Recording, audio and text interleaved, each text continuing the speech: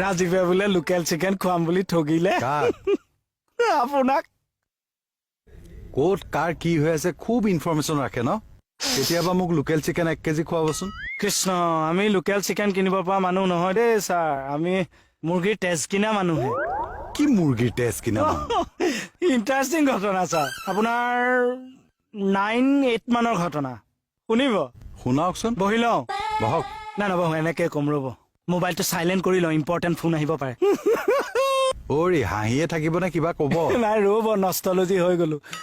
নষ্টলজি নহয় নষ্টালজিক তাকে আপোনাৰ 8 মানেই হ'ব ছোৱালী এজনীৰ লগত মানে মোৰ অলপ ইয়ে আছিল তামাম ইয়ে আৰু তাই কি কৰে ছাৰ তাই তেজেদি এডৰা এডৰা চিঠি লিখি দিয়ে এৰা এতিয়া মইতো তেজেদি লিখিয়ে ৰিপ্লাই দিব লাগিব মোৰ প্ৰেষ্টিজৰ কথা আছে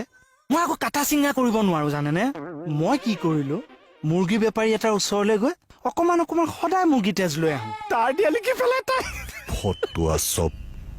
এদিন মই ভাগ্যে বাচিছো বুলি বিশ্বাস কৰকে কেনেকে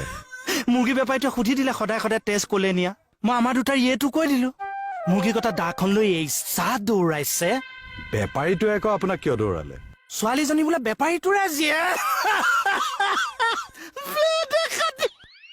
মই যিমান ভাবিছিলো তাতকৈও বেছি ফটোৱা আপুনি